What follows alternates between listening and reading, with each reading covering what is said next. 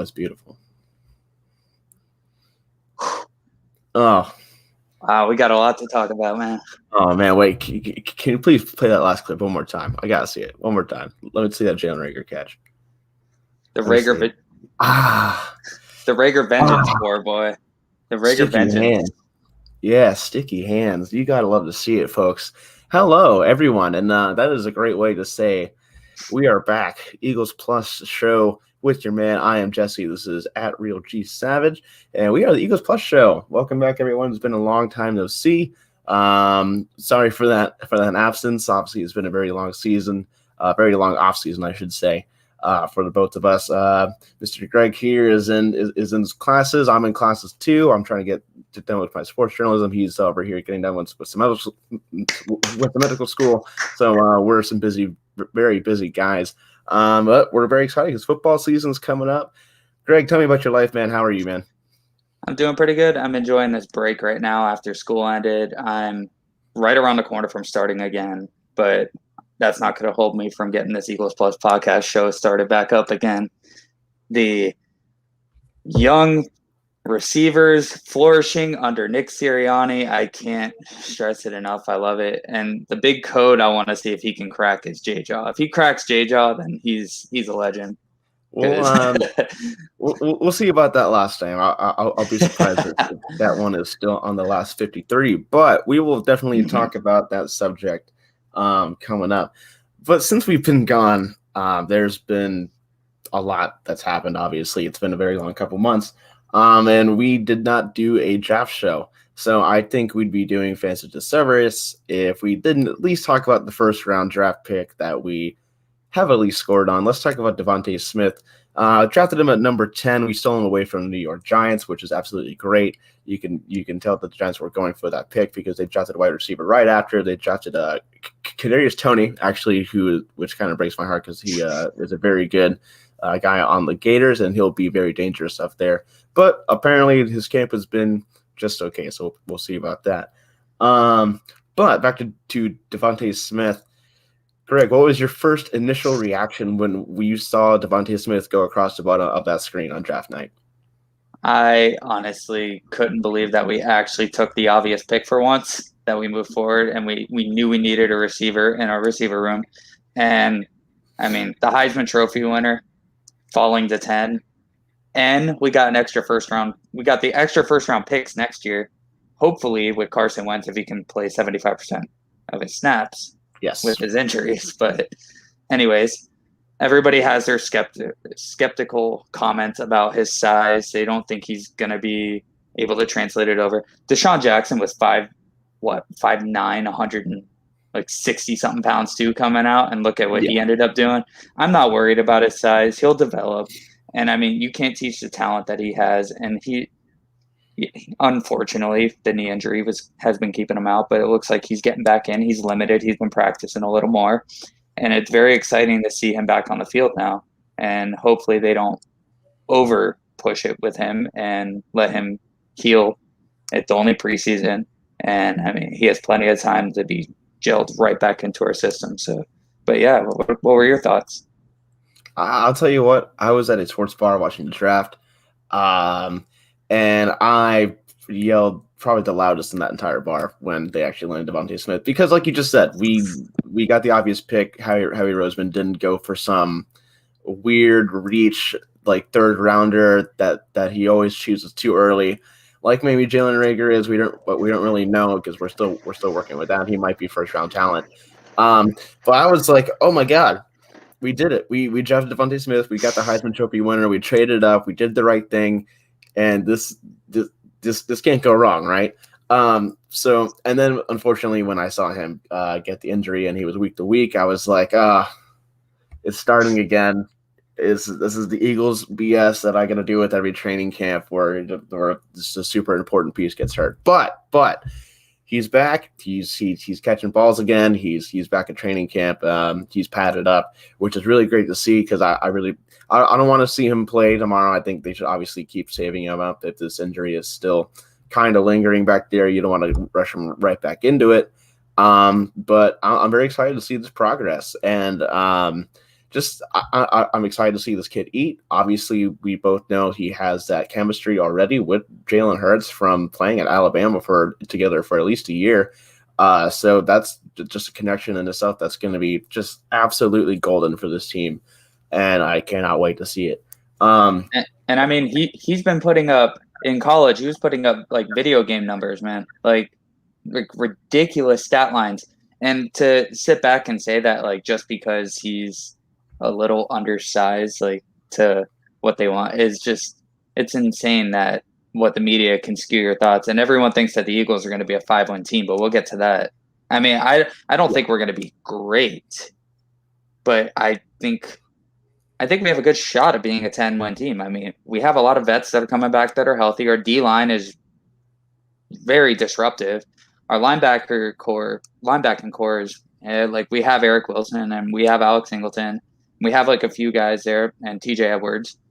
I think we have a good shot to maybe do something special. And like, I mean, look at our division. We do have a shot to win that division. We know that that's true. So yeah, definitely.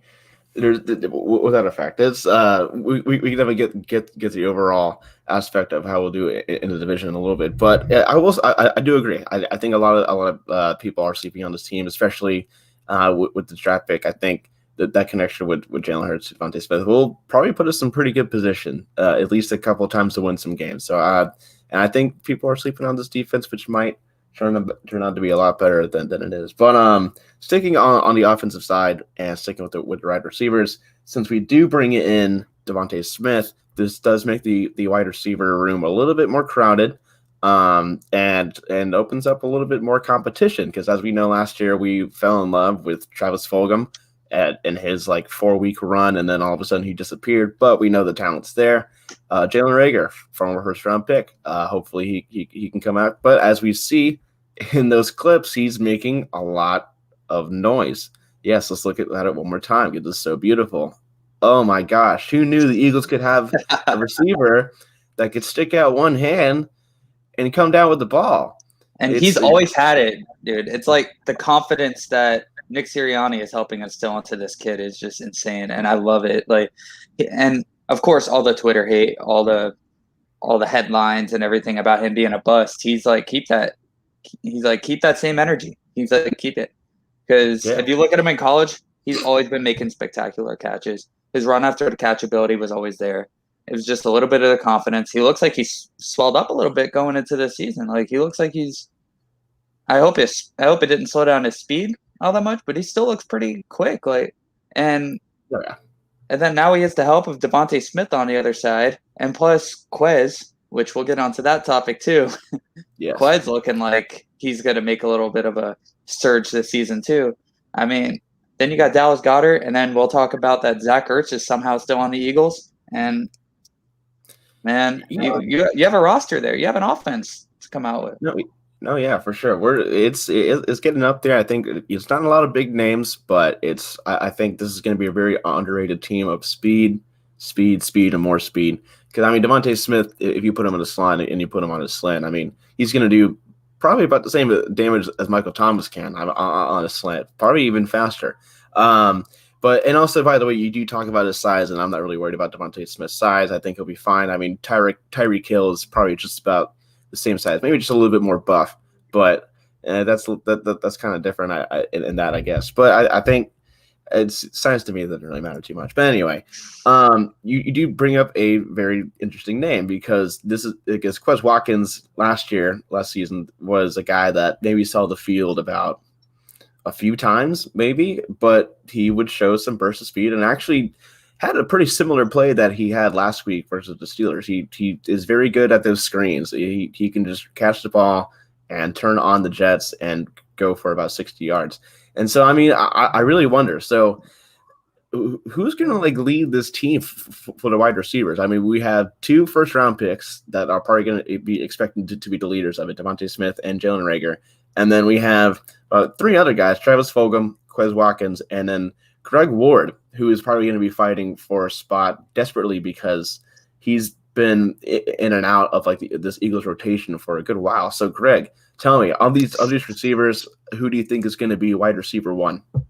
Wide receiver 1, I think I got to go with Devonta Smith so far. It's gonna be a nice little 1-2 punch between him and Rager, but I think that the downfield ability is just a little bit different when it comes to Devonta Smith. He has a lot of route running ability that, I mean, Rager shows he has great footwork and he can run routes really well, and he's proven that. However, I just think Devonta Smith has been making his money off of his route running because he's not the fastest guy. He's quick, but he's not the fastest. But he's been creating that separation, and I mean, I can see it translating. I mean, like, we've seen plenty of receivers come out of college not being that ideal size that people like, and they flourish. Look at Antonio Brown. Look at all the guys that were not that size. And I keep bringing it up because it really is a big thing. People think like, they're like, oh, his legs are skinny. Once he gets hit, he's going to snap. And I'm like, man, he would have snapped in college. He played against some pretty big dudes in college too. It's not like he played in the SEC, which is that's no what joke. I'm saying. Like, he's coming out of Alabama. It's not like he's coming from North Dakota State. No, Yeah, not to mention he came off nothing on any of the players in North Dakota State. But you get what I'm saying. Like, just the circle, the division. It's. I think that the big battle right now is apparent, according to Ed Cross, that J-Jaw has actually been having a pretty decent camp. But we've heard this before. Yes. And is he really going to snag a roster spot from someone else that produces better in games just because he's a better camp producer is the big question going around right now. Yeah, here, I'll ask you this right now. I mean, are you taking J-Jaw over Travis Fulgham? Are you taking J-Jaw over Greg Ward? If it's me, no. Are you taking him over Greg Ward? No. Are you taking him over Quez? No, Quez I think should be on our starting offense. Exactly. Okay, here's bonus one they probably also forgot about. Would you take J-Jaw over John Hightower? John Hightower?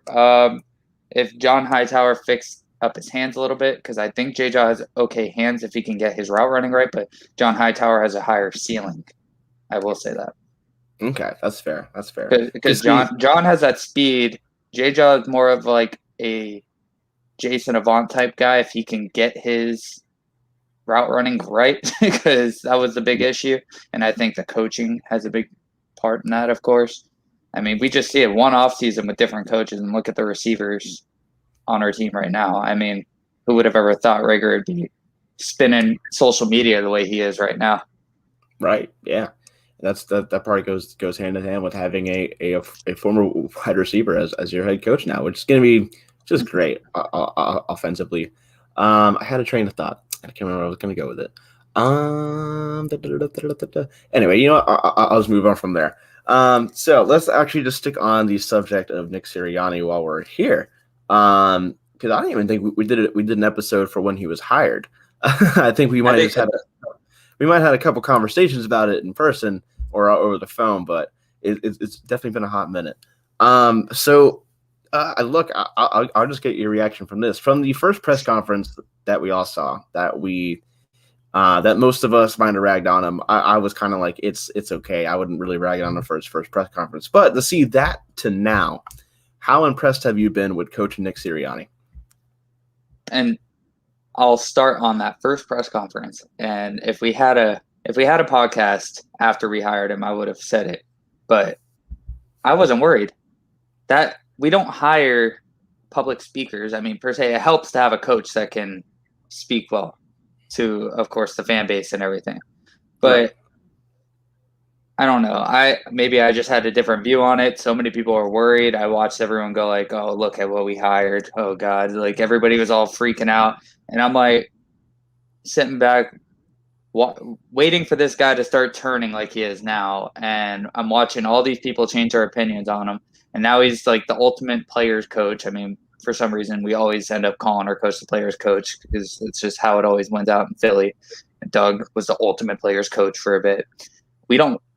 We like that, but we also want to see the development. And I feel like Doug lost the development a lot with the players. And I think that Nick Sirianni and his new staff, I love the new staff. We'll get into all that, but I love our new staff right now. I just feel like it's a different culture right now in Philly, and people are really sleeping on it because they remember us in the Doug era, and all of a sudden our talent's gone because we had one bad season. And it's like we still have, when healthy, one of the best O-lines in the league. We still have Miles Sanders, like I said. We still have ultimate talent. And then people sleep. Like I run by Eagles fans all the time, and they'll go, well, I wonder who our quarterback's going to be this year. And my big thought, yeah, that's my exact question. Is like, what do you mean? I was like, did you not watch Jalen Hurts walk into an absolute shit show and like take the team by storm? Yeah, right. I mean, I know we signed Joe Flacco, but that doesn't necessarily mean it's going to be a QB competition every year. You know, it's unbelievable how people can be so clouded by social media. It's because social media was acting like we didn't have a quarterback, so everyone wanted to kind of just flow with it. And I'm like, Jalen Hurts, I mean, he didn't play for like scrub colleges, and he's a proven winner. So I mean, like powerhouses of colleges. It's ridiculous. He's had a lot of Trophy success. winner too. We're gonna have 2 Heisman Trophy winners on this team. I think people are totally just overriding that. But yeah. So Nick Sirianni's first press conference that you did on the head. We didn't hire a public speaker. We hired a coach. Granted, he's going to be speaking to a team. He's going to want to hype up a team and lead a team. But that's all understandable. But this guy just went from he was an offensive coordinator, and now he's a head coach to one of the biggest franchises in the United States and one of the most brutal medias and one of the most brutal just fan bases. I think we can both speak for that. And I wouldn't blame him for being nervous that that's your first head coaching job and that's your first press conference and you're trying to, read off your flashcards and make it perfectly. I'm a nervous speaker myself, and even though I'm on podcasts all the time and stuff like that, it's very nerve-wracking to talk to a bunch of people like that, especially when millions upon millions of people are going to be judging you, and it's the first impression means everything kind of world, and people were not very impressed. At first, I was a little bit. I was like, maybe he could use a little bit more pep in his step.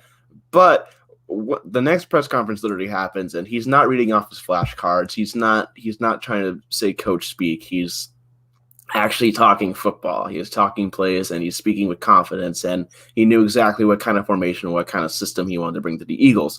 Which right then and there, he redeemed himself for me. I was like, oh, this guy's got it. And now what I'm seeing is players are praising him, but especially the wide receivers, which the Eagles need so much help desperately with so many drop problems. And we actually have a certain player that has some drop problems, which we'll get to in a second that you listed. But Nick, so far, it seems to be working. Jalen Reagor has improved, apparently, and during camp. And Devonta Smith, I think he's been very smart with his load. And hopefully, come week 1, we can see a nice Jalen Hurts to Devonta Smith 60-yard bomb, first play of the game. God, I hope. But we'll see about that. But so far, I think Coach Sirianni has the game plan to put the Eagles right back where they should be, and that is hopefully the winner of the NFC East. But I'm pulling for at least a wild card appearance. I'm going to be a realist Eagles fan a little bit and just say wild card appearance for him. But it's so hard for me not to be biased, man. It's so hard. Yeah. Especially on literally an Eagles bias show. You see me like on TikTok when I do my schedule prediction, and people think I'm crazy, and I'm sure I don't know if you ran by the one that I did for the Eagles. I think I did. I had so much heat coming my way because I said 12-5, and I was like, but okay. Yeah, okay. No. I think of course I put their ceiling. I think that's more of a ceiling. Okay, that's fair. But what I'm looking at is we have the easiest schedule in the league, like statistically. Like we've had it dropped like that. We have the easiest schedule. We have a competent quarterback that we know he can be very competent. We have a lot of playmakers. We have a lot of people coming back that's healthy. Our defense, I mean, the Steven Nelson signing was very promising. I'm glad we have a nice little cornerback 2 to throw on the other side, opposite of Slay. Our linebacker, we added some linebackers. We added Anthony Harris. I mean, we have hopefully McLeod comes back strong because I think he's been injured, right? if I'm not mistaken. He hasn't been full surge. No. If I'm not. I haven't seen him on any injury reports as of late. If not, we have McLeod. I mean, yeah. Our D line has always been known to be one of the best. I mean, we got two guys on the top 100 on our D line. Yeah, and Cox is always a beast, and then Brandon Graham is and then Ryan Kerrigan being thrown into our edge. And when we signed Ryan Kerrigan, it really reminded me so much of the moment when we signed Chris Long, another established DN that can come through and produce in big moments. He might not be like a 10-sack guy, but my God, if we're late in the game and we rotate Ryan Kerrigan in, he knows what he can do. That little strip sack at the end of the game can make a big difference. I mean, there's so many things that the Eagles have done that have been completely overlooked, and I think that we need to I think a lot of people are going to be turning their heads when it starts rolling. Yeah, I guess so. I mean, hey, you got a lot of confidence to go 12-5. I would see. Even I'm kind of like, I go. All right, I'll say the ceiling. I say 12-5. I'll say 10-7 is. I could see us going like, and then I see a floor at like 8-9, 9-8. I see it's like maybe a little below 10. I'm not trying to call you insane or anything. I'm just, I'm just kind of like, oh my God, you think we're gonna win 12 games this year? That's a miracle. That's a huge improvement from last year. I'm more of a we're like our cap is. I think you're right for our cap. Our cap is definitely like around 12. There's absolutely no way in hell that the Eagles team is going to win more than 12 games. But to try and be a little bit, I guess, more realistic, I think I'll put them at about 10 wins, 10-7, because I just have a feeling that they're just going to break our hearts. Again, that sounds me being superstitious, but I'm just kind of used to it at this point. But that being said, I do think that the NFC East will definitely give us a couple of wins. Hopefully, I think Washington is going to be pretty tough. I'm not gonna lie. I think the Washington football team it's going to be the one to maybe sweep us this year. Knock on wood. I hope it doesn't happen. I'm not saying I'm hopeful. I'm cheering for Washington, but it's just something I have in the back end of my brain. It's not even just that. It's the fact that whenever we play Ryan Fitzpatrick, no matter what team he's on, he always torches us, and now he's in our division. Yes, literally. That's honestly like one of the main reasons why I say against. He's not a bad quarterback at all. He's a little older. He's been backups across the league, and then he started getting his starting gigs towards the later part. He's been better these past few years, and now we're gonna have him leading a pretty talented team too. I mean, the football team is not. I mean, they don't have a name or nothing, but I mean, they're not really like a team of scrubs. It's not a team you want to overlook. That defense is fierce too. It's not. Yeah. That's not a defense you want to overlook either. Chase can take over a game in 2 seconds. Oh yeah. So it's like, we'll see. I mean, I think the best part about having a whole new coaching staff going into this year was they don't know our players. So that's why Quez is getting the opportunities and the looks that he's getting now is because nobody knew who he was. So it was on him to make his impression. And sure enough, look at what he's doing. Right, exactly.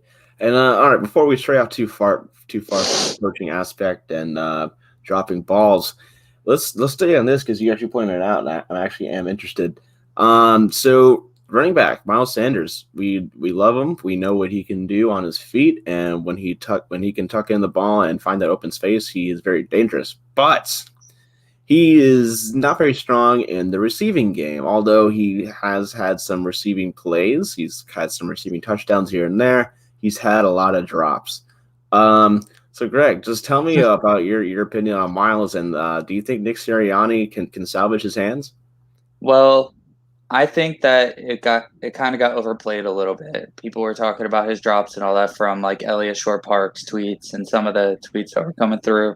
I mean, they were talking about drop problems, and then we get a stat line for practice, and he would be 12 of 14. He catch 12 of 14. And it's like, yes, I mean, I would like to see the ones he dropped. I mean, you really shouldn't drop swing passes, but we're human, and balls do get dropped. It's just how it is. I mean, Even the best of the best, Larry Fitzgerald drops here and there, and very rarely. But I mean, it just happens. So I'm not too worried. I feel like in a game situation too, I feel like it could be even more different than what they're showing at practice. Gainwell also, like I said before, I could see him playing like a Nyheim Hines role, kind of coming in, getting a few catches, maybe a little run here and there. But he showed to be very productive. I mean, in the first preseason game, he kept getting chunks of 5-6 yards here and there. And I mean, that's nice to take some heat off of Sanders, although I want to see Sanders be a bell cow this year. Oh yeah, for sure. So yeah, I mean, I guess these reports are a little bit concerning, but I've seen him run some of these wheel routes. I've seen him run some of these breakouts. I think for the most part, I mean, 12 out of 14, that's what, like 97%, 80, more than 80%. I mean, that's not too bad. It's not too bad of a number. I was even surprised to see it on the list because I was like, oh, it drops. I mean, maybe it's a little bit of a problem during the camp. Maybe it's just the yips. Who knows? But I think he'll be okay, especially with this nice receiving coaching staff. I think that they'll at least get together with him. And I mean, hey, Boston Scott is also pretty good at receiving. He's pretty fast at running these routes too. And I just wouldn't be surprised if we see him on more of those than we do Miles or even Gainesville for that matter. I mean, Gainesville, I would like to see a little bit more of what he can do, especially tomorrow. That's what I'm looking forward to this Patriots game for. And this is just an interesting team this year. Like, I have no idea what to expect. Like, just coming out of the running back room, coming out of this receiving room, coming out of the quarterback room. I mean, honestly, anything can really happen, especially with Joe Flacco there. Who's like, who knows? This is Philadelphia. We're going to have some kind of QB drama going on. And I was looking at the topic list that we go through, like some of the stuff that we might talk about. And I saw Nick Mullins on that list, and I was like, it brought me back to the Jason Avant comment that said that boy was spinning it just to the wrong team. And, yeah. I mean, how fluently our offense was moving down the field all game, and then we put Nick Mullins in, and we look like we're not even an offense anymore. Yeah, I think Flacco's are clear cut too. I don't know about you. No, what do you think? That should be without a question, especially after Nick Mullins' performance last week. Those 2 interceptions were bad. They were very, very bad. They weren't even like close to his receiver. He literally threw to the other team. Now we've seen what Nick Mullins is capable of. I would even really call him a horrible quarterback. I mean, CJ Beathard, he was a horrible quarterback. I wouldn't ever want to sign him a day in my life. Nick Mullins, I was like, oh, okay, this should be an interesting battle for the backup quarterback position because I think I'm just like you. I think we're pretty much both on Jalen Hurts is QB1. Don't be mistaken. But when it comes to the QB2 talk, I would like to see what goes on tomorrow. If Nick Mullins can somehow reel it back in and bust out a couple good drives, I mean, maybe he'll have a shot. But Joe Flacco is a former Super Bowl MVP. He's been there. He's done that. He's played with the greats. He's played with Ray Lewis for God's sakes. He's played with Steve Smith. He's got the experience. So I highly doubt Nick Sirianni is going to go with this quarterback who hasn't been very good as of late, at least on the Eagles team. Who knows? Maybe if he signs somewhere else, he might be good just because that's how it works with the team. But yeah, I'd be very shocked if he takes the fresh meat over a very seasoned veteran that's been there, done that, has a Super Bowl ring. As much as familiarity as that has with this Eagles team is, we have a Super Bowl MVP as a backup quarterback. Let's use him. No, don't even start it with me. He's QB2. Use him for his knowledge and wisdom to help coach the QB1. But that's as far as that goes for that combo. Now, exactly. I could see them possibly keeping 3 if Nick Mullins does keep a really strong performance and they have an agreement and they throw him as our 3rd string. But that's far fetched. I mean, how often do you usually fall back to your 3rd? I mean, it's happened, but yeah. I like having Joe Flacco, a seasoned vet, behind our QB1. And I mean, it seems like people just love poking the bear with Philly fans because, like, even after that big 79-yard touchdown to Quez Watkins off that screen, I'm sure you saw it on Eagles Twitter. Everyone's like, QB1 Joe Flacco, and I know it was a joke, but they knew they were going to get a lot of clout off of that because Philly fans aren't going to take that. Yeah, no, and that's exactly what was going on. I didn't even poke it back. So many people were falling right into the trap and quote tweeting it and saying like that was just a screen pass. Like, no shit, it wasn't a screen pass, dude. Like, let's be real. Like, exactly. Like, Philly fans are ridiculous, man. like, dude, anyone on Twitter could have made that pass. Or like, are you kidding me? Like, yeah, I think you're right. I think NFL, whoever's running that NFL social media account knows what they're doing. They know Philadelphia just has that clickbait kind of audience, and we're gonna be like, huh? Because I'm not gonna lie, it got me too. I was like, no, don't fall for it. Don't quote tweet it. It's okay. It's just preseason. And so I'm just gonna let that be because apparently with all these reports coming out as of late, everyone on the team and the coaches are just like, even me and you are like Jalen Hurts is QB1, and it is said and done. And that's all that I could really ask for. But yes, answering the question, Joe Flacco will be QB2. And I really hope that there's not going to be a week where I have to call him QB1. But I mean, that being said, I mean, the worst comes to worst. Super knock on wood. Do whatever superstition thing you gotta do to, like, you know, make this not come true. But if Jalen Hurts twisted ankle or something, and you hear that Joe Flacco is going to start that week, then I'm comfortable. At least, you know, at least we don't have to rely on Nate Sudfeld, who we saw we thought had potential, and we've been growing him up from basically when he was just a seed. We watched him grow to a nice, beautiful tree, and then we put him in, and he just sucks it up, and he just throws pick after pick. And we're like, well, we are not a QB factory, obviously, because he did not work. Studfeld, man. Studfeld. Yeah. Come on. So he's probably gonna be QB4. I wouldn't be surprised if he gets QB3 over Nick Mullins. Is he still on a roster? I haven't heard anything you know what? about now that I'm thinking about it, I'm kind of wondering if he is still. Yeah, I haven't heard much on him, but I feel like he could be maybe a QB3, like you said, if he is there. And the thing is, he's shown so much promise, like early on, that we expected him to come in and not turn over the ball like he did and move the ball at least. Yeah, and he's actually in San Francisco, so he's not on the roster anymore. Yeah, I totally missed that, but I'm kind of not surprised I missed that. He's a third string quarterback. But yeah, so good luck to him. I guess over in San Francisco, they're definitely going to need some help with that QB show going on with Jimmy Garoppolo, Justin Fields, and name it. They just cut Josh Rosen. They did. Okay. He was within that QB battle over there in San Francisco, and a lot of people don't think he had. A lot of people doesn't think he had his fair shot, but I mean, how many teams can you go to? He was a first-round draft pick, and then he was traded. He started with the Dolphins, right? No, he went to the Dolphins. He wasn't drafted by the Cardinals. It was the Cardinals. Yeah, and he didn't last long there either. And then the very next year they drafted Kyler Murray, and then that's what it.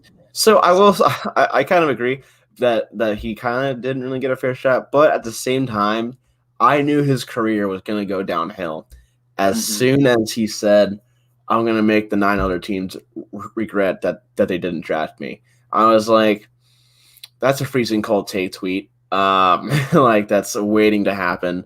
And here we are about 5 years later, 4, that he is struggling to find a team. So rest in peace to this guy's career. I mean, obviously, I don't wish bad on anyone. I hope it's 2% of football players make the NFL. It's a really hard trade to make it into. So, yeah. But that being said, let's bring it back to our situation going on over here in Philadelphia. So yeah, Nick Sefalo is gone, and I guess Nick Mullins will probably be wide receiver 3. Joe Flacco's wide receiver 2. Jalen Hurts wide receiver 1. I think that's where we were at. I think we've been talking about a lot, so my brain's kind of going everywhere right now. But that being said, let's just move on to the defensive side of the ball, which it might have some potential this year. Now that we made some pretty good signings. I mean, we made some pretty good draft picks. I think our cornerback room could possibly be a little bit stronger than it was last year, especially with Steven Nelson being on the other side of Darius Slay. And Darius Slay Jr. just needs all the help he can get. I mean, Darius Slay was doing a fantastic job last season. I think people are really missing out on Darius Slay performances last year. I mean, he was shutting down. I'll put in quotes, shutting down most receivers. Like he struggled a little bit versus Devontae Adams, but that's granted. I mean, come on, DK Metcalf, yeah. I mean, those guys, they were torching so many cornerbacks that year that you're really going to turn and put all the blame on Darius Slay, especially with the weak supporting cast that he had. It was just, and then the poor coaching that came along with it that wasn't helping develop his supporting cast either. So that goes hand in hand. I mean, and since we're on the defensive side of the ball, one of my favorite picks that I think is a produce now type pick, Milton Williams, dude. I am ready to watch him bulldoze people left and right. And then you pair him and Cox right in the middle, let them bulldoze those A gaps. And I mean, you got some serious pressure coming at that quarterback. Yeah, definitely. This front seven, mainly front four, is looking pretty freaking good. I mean, like I mentioned earlier, we got Brandon Graham and Fletcher Cox, both Super Bowl champions, both major parts of that team as well, and both Pro Bowlers as of late. They totally deserve every single time they make on the team. And not to mention, you just mentioned Milton Williams. This is a great draft pick. I think he's going to have a pretty good rookie season if he sees the field enough. But one guy we're missing out of this conversation, I think we just mentioned a little bit earlier, is Josh Sweat. Josh Sweat is having just a monster past couple of years. We've had him for a good while. I think we've had him for about 3 or 4 years. I want to say you can check me on that number if I'm wrong. But he's really starting to come up into itself. He's really starting to get that playing time that he's finally deserves. And he's getting back there. He's getting behind the line, and people in training camp are noticing. What's your take on Josh Sweat, man? Josh Sweat, he's been absolute balling this entire camp so far. I mean, you've seen the reports. Having a brand new defensive coordinator, I think, was the big recipe for success for Josh Sweat, because now Derek Barnett, he's been doing okay. Everyone likes to call him a bust, but he's been a pretty reliable starter when he's in. He holds his own. And Josh Sweat is actually starting over Derek Barnett from what I'm seeing, at least with the rotations, which that's really nice to see. Oh, yeah. And another name that we didn't bring up on the line also yet is Jabon Hargrave, another guy who's been definitely pushing that line just as much as Fletcher Cox and Milton Williams. And I think that having that type of defensive line, and then we added a little help in our secondary, plus a little help with the linebacker. I mean, tiny bit. A little bit. But people, they like to – and Alex Singleton, I'm excited for him. I think he could have a 100-tackle season starting the entire year if he can start the whole year. He just flies to the ball like an animal. But, a lot of people would talk about any of the struggles that our offense might see at practice, and then we absolutely torched the Patriots defense when we were in joint practice. And then people start saying, they go could our defense just be good? And could our coordinator actually be good? I mean, it's all questions up in the air now because it's only preseason. If you remember, the 0-16 Browns went 4-0 in their preseason. We can talk all we want and be excited all we want. Then we could turn out to be the 0-16 Browns. God forbid, knock on wood for that. But it's just, you never know, dude. And people that think I'm insane for saying the 12 win when we have really easy schedule. I mean, you really never know. And people following the same trend, the Eagles are dog water. They're going to be terrible all year. And it's like, yes, we're coming off of one of our worst seasons. We had a lot of injuries. We have a whole new coaching staff. We don't have a QB controversy going into this one. We don't have that whole issue going on. He's dedicated. His desire to win is insane. He quizzes our receivers. They'll be like just hanging out, eating lunch, and he'll come in there and I know I steered it right back to the offense, right? When we start talking defense. I know, man. I can't help my excitement going into this year, right? Man. It's all very exciting. I'm just like, we really went from the defensive line back to this somehow. No, you're totally fine. There's just so much, dude, that we haven't been able to talk about over the last few months because I've been in school and you've been busy too. It's just like there's so much I wanted to catch up with you on, man. I know, right? I know. It's like, especially just like when Twitter's going off all season long and the Eagles are making so many moves. We definitely chose a weird time to take a break for sure. But going back to this, I agree that this defensive line is going to be absolutely monstrous. And when it comes to secondary, I will say I am putting a lot more confidence. I was a little bit upset that we lost Strap, Crave on LeBlanc.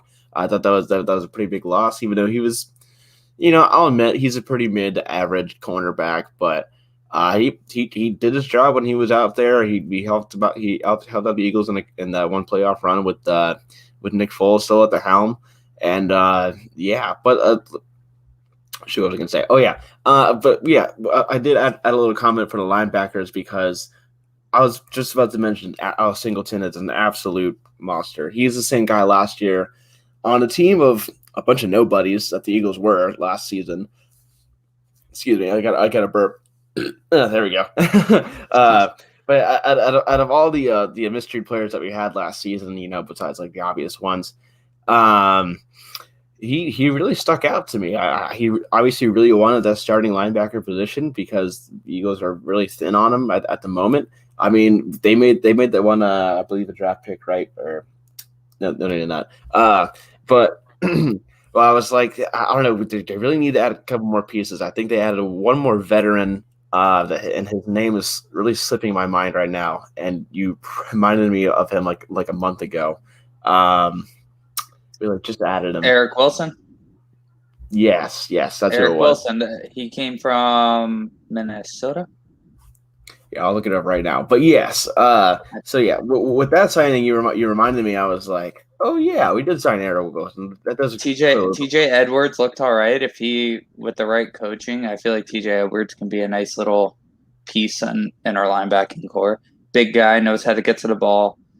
I mean, but I just could not help but hold. I can't hold in the excitement I have for Alex Singleton, man. The fact that he had the COVID, he was held back because of COVID, and he steps in and flew around the field against the Steelers in a brand new defensive system. He hasn't really had the time to work with the defensive coordinator because he's been out. And he came back for barely a week, and this guy was leading our linebacking core. Yeah, that's just how. That also just kind of proves how thin we were back there. But I will say that despite my negative comments, I will say that maybe our front four can just be good enough to where our linebackers can be that B tier to C tier, kind of player, which is if it ain't broke, don't fix it. But this Eagles defense is a little bit broken, so I would like to have them to fix it. But so with that being on the defense, let's go to one more subject here, back on the offensive line, because this is actually really important. Jason Peters is gone. He is signing with Chicago, so we don't have to deal with that. Lately, Turnstile, because he was dealing with some injuries, he just couldn't stay on the field with that bad legs, I should say. And so good for him. He did find a team with the Bears, but that leaves us with a little bit of competition at left tackle, and it appears that one guy is winning it by a mile, and it's a guy who didn't even play football about 5 years ago. It's Jordan Mulatto, former rugby player, Australian rugby player. He is looking good in camp, apparently. I thought he looked really good. in the not training camp game, in the preseason game versus the Steelers. He had some pretty good blocks. And by the way, before I keep on going, I just want to shout out Jordan Howard for that just absolutely monstrous blitz pickup in that first quarter of the Steelers game. That's another clip I should have brought out, dude. That was insane. God, I think I was the only one, and I mean, I was watching it from home, so I was like, "Oh my God, Jordan Howard can still block." I'd love to see it because, gosh, that's something they needed. But so that being said, Jordan Mulatto seems to be winning this left tackle competition over the former draft pick with Dillard. Thank you, Joseph, for pointing it back out to me. So what do you think about this? I mean, Dillard was supposed to be his spot. I mean, he was drafted for it, and Jordan Mulatto is just supposed to be an experiment. What do you think about this, man? I think Mulatto, I mean, when he came in for those supplemental snaps last year when we were having our injury problems because we had the 14 different combinations, we had that talk before. And right. Jordan Mulatto, though, you can't coach size. That's the thing. He's like 6'8", 340 pounds, and he runs a faster 40-yard dash than I do. That's insane. I run about like a 4.65, and this man at that size runs like a 4.5, bro. You can't coach that. You can't. I mean, what you can do is coach the technique and teach him how to use that strength and speed to his advantage. And the way he pops off the ball is insane, and we've seen that already. And we saw his it's just everything about him, his character, his singing voice. Remember when he came out for that rookie? Just like everything about him just seems like it's flowing perfect. And like, God forbid, like, stay healthy because the Eagles have their injury issues. But if he stays healthy, he has every opportunity to become an all-pro guard all-pro tackle this year. And I would love to see it because coming from a man that didn't play football 5 years ago.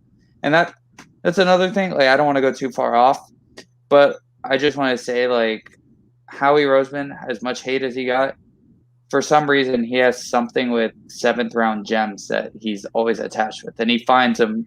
And I mean, I don't know his name, but our 7th-round pick this year or this past draft is actually taking first-team snaps, and I saw a couple tweets about it, and people are like, that should not go unnoticed. Like, for some reason, our 7th-round draft prospects are always good, and I don't. Yeah, I guess he just finds the gems down there, man. It's weird.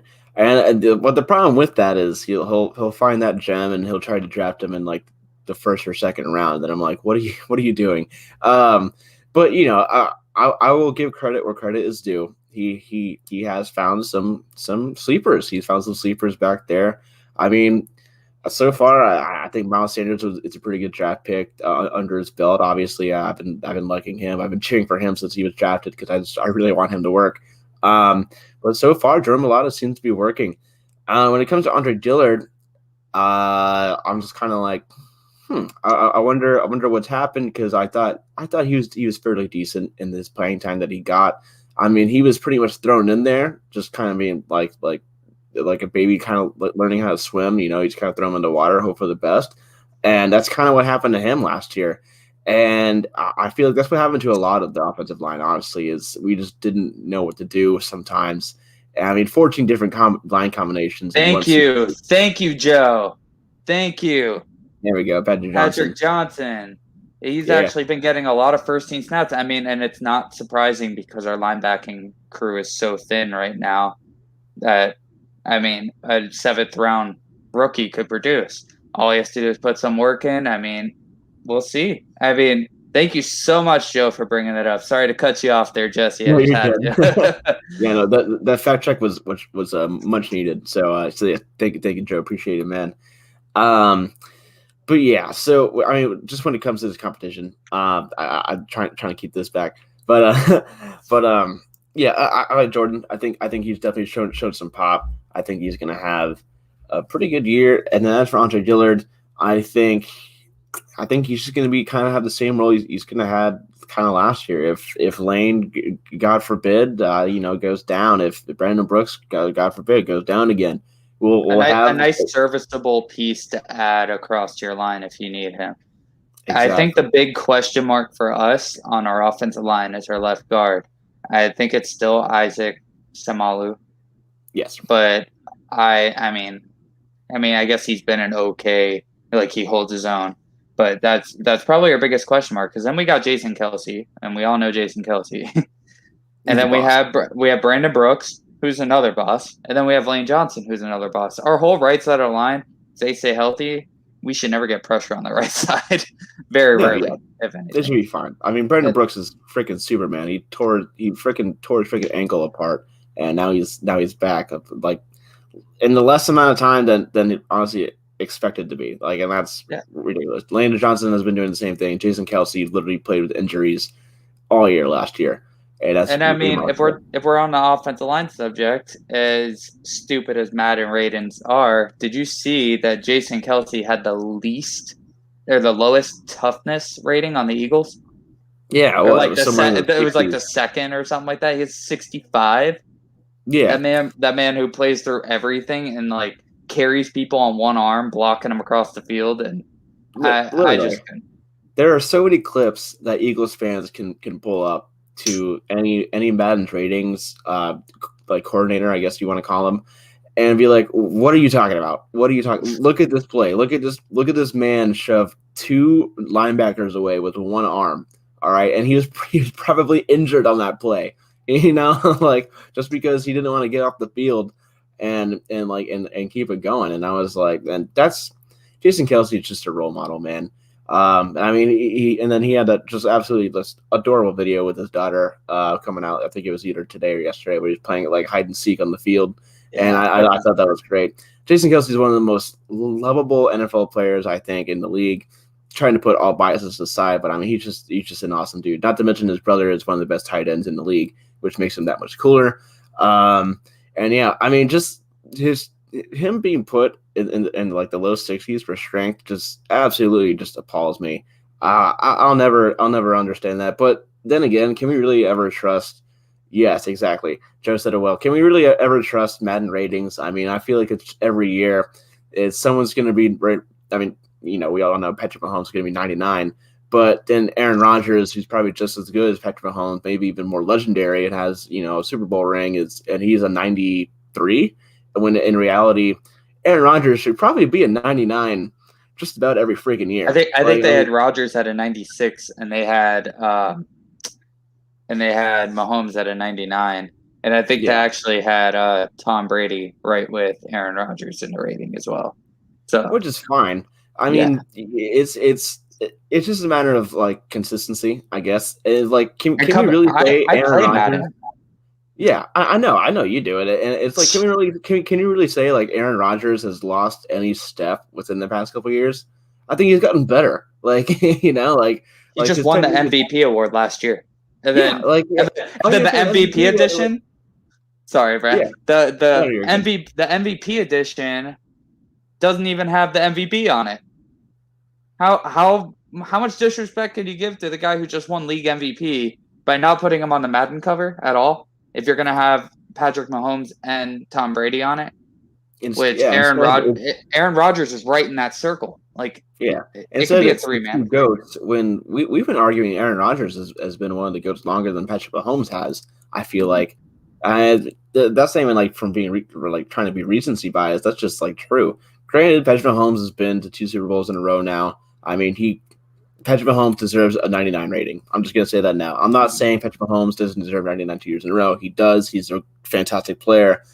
But Aaron Rodgers probably deserves a 99 every single year. I mean, Tom Brady probably deserves to be in that 96 to 100 range. I mean, it's just granted. And then, of course, there's Aaron Donald. He's going to be a 99 every single year. There's no doubt about it. But that just makes my point is Madden ratings are not super consistent unless you're very well known.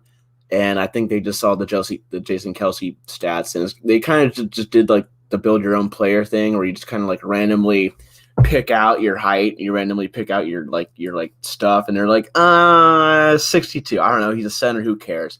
And but in reality, you would know that he should have like a 98 toughness or something like that, because you don't play through like 6 injuries in a year and then only get rated at like in the low 60s. And he knows we don't have another center that can really take his role on the spot. So and it showed. I mean, they put in the backup center, and I don't even remember his name, but they were talking about him. He came in and he was getting bullied.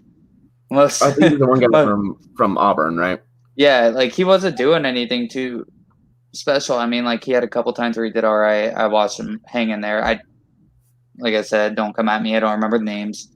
Right. For some of the undrafted and the late round guys, but he really did a okay job here and there. And then I watched him just get blown up, and you never see that with Kelsey. You never see the middle. You don't see Kelsey get thrown back. Never. I don't think I've ever seen it once. And I mean, that's the difference maker. I mean, and he helped. And a lot of people will tell you on the O-line. Well, not a lot of people, but a lot of our players will tell you on the O-line. He's our quarterback on the O-line. He's the brains of our O-line. I've heard it in many interviews and stuff with other players, and they're just like, it's insane that when you turn your head and realize that this guy's 30-something years old and we don't have a backup, that's another thing to note too. But Dickerson is another name. Hopefully he can get healthy and get right. That's another name to bring up, Landon Dickerson. Oh, yeah. Definitely need it. I mean, gosh, 14 offensive line combinations does not sound very fun this year. I really hope that kind of stuff goes away. But with that being said, we are starting to run a little bit thin on subjects here. But tomorrow is game day. Thank goodness, football is back. We could finally celebrate, drink some brews with the boys, and comment on who's going to be cut, who's going to be signed, and it's all a good time, even if you don't really like football that much. I love watching preseason football, get ready for the fantasy football draft and all that stuff. But tomorrow, the Eagles get to play the Patriots. So far, they're 0-1 in preseason after losing to the Steelers last week. Greg, what are you mainly looking forward to tomorrow? What am I looking forward to? Hopefully they don't force Devonta Smith on the field. I'd like to let him kind of sit back and we know what he can do. I would like to see him work on the side, not put himself in harm's way. But I think I'm on the lines with you. I'd like to see our defense perform well all game. I would like to see even like the serviceable backups that come in throughout the game. I would like to see them make plays. I'd like to see our O-line. I'd like to see all the combinations that they could throw in for our O-line. I would like to see not too many pressures pushing back on our quarterback. I would like to see our quarterback. I mean, I want to see, like you said earlier, I want to see Nick Mullins if he can actually pull together some drives and not spin it to the opposite team. Yeah. That would be helpful. I mean, I think I speak for everyone. I would love to see our receiving core go at it again the way they did and put some DBs on skates and Gainwell getting his reps. I mean, there's a lot to look at in the game. It's going to be really fun to watch. That's for sure. Oh, yeah, for sure, man. Pretty much the same here on like across the board. I really want to see what kind of running back room we still got. For sure, I say feed the running backs, feed them. I want to see this training camp talk come to fruition. I mean, apparently the Eagles have been out practicing the Patriots all damn week, and I just really wanted to see proof of it. I really want to see that Jalen Hurts is the best quarterback on the field. I want to see that he's better than Mac Jones. I want to see that he's better than Cam Newton is practicing. I would love to see the proof. And I want to see these wide receivers, show their stuff again on the field rather than just Jalen Reagor coming up with these one-handed snags in training camp. I want to see it IRL in real life, man. Let's make it happen. But yeah, just mainly, I'm just glad football's back, man. I get to sit on my couch and I get to watch some Eagles football, even if it doesn't matter. I obviously doesn't matter if they win, but I would like to see a nice little win. Get a nice little warm up here, and mainly I would like to see. Yeah, I guess it was my first point. Mainly just these running backs getting their snaps because Coach Nick Sirianni, as much as I love passing, I have been begging for this running game to get started and get on the ground rather than just like 10 times a game. Oh my God, please run the ball. It's all I ask. And it's really going to be sad that Tyree Jackson isn't going to be seeing the field because of he had like a cracked bone in his back or something that's holding him out 4 to 8 weeks. I saw. Damn. And he honestly looked like he was having a great camp. He's another one of those that when we were talking about can't coach like size and speed, like he's like 6'7" or something like that. And he was actually looking pretty solid as a tight end and was heating up our tight end battle a little bit. But now that he's down, I saw somebody make a point that Ertz probably isn't going anywhere. Yes, and that is definitely something we'll have to talk a lot more about next show, definitely, because that's going to be a big rumor going into hopefully into week 1 if he's even going to be here. Lots and lots of chatter going around that. No injuries. Injuries tomorrow. No injuries tomorrow. That's the biggest one. So like we just said, don't play Devonta Smith. Let these other guys battle for that 3rd and 2 spot. I think that'll be really fun to watch. And I think we all want to see Rager snag one of those one-handed catches. He did 2 of the same style too. It's like a 180 grabbing it from the other end, and he did it twice. It's insane that he's been working on it. Yeah, that's what I'm saying. That's a signature catch if it's up there for him. So I would love to see Rager actually. That speaking on tomorrow, I would love to see Rager really turn around and produce a lot tomorrow for us if he gets significant playing time. All right. And final question, just for some fun. Who will have the most rushing yards tomorrow? I don't think Miles Sanders is going to be seeing the field as much. I think Gainwell will end up being our guy. When it comes to that, I think he's going to be like the preseason bell cow kind of for a while. I can see Jordan Howard maybe stepping in. Is he healthy right now?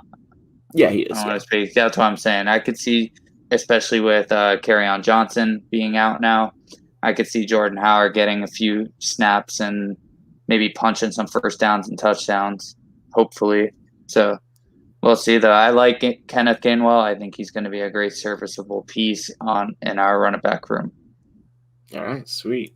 I was going to be my first guess. Just go the opposite of you. I want to go with Boston Scott. I don't see why not. I think maybe he'll bust out for like a solid couple runs in the third quarter or second quarter, and who knows? Maybe he'll come out with like 65 yards and he'll have the most yards by like 5 yards or something like that. Okay. Yeah, hey, I got to pull up anything can happen, man. Anything can happen. Exactly. You know what? Final question before is kind of more of a joke, but would you ever make a bet on a preseason game? Would I ever? I've actually saw that question going around. Absolutely not. Good. I thought you were going to say yes. Absolutely not, because as soon as you make that bet and someone gets held out of a game there's just so many things.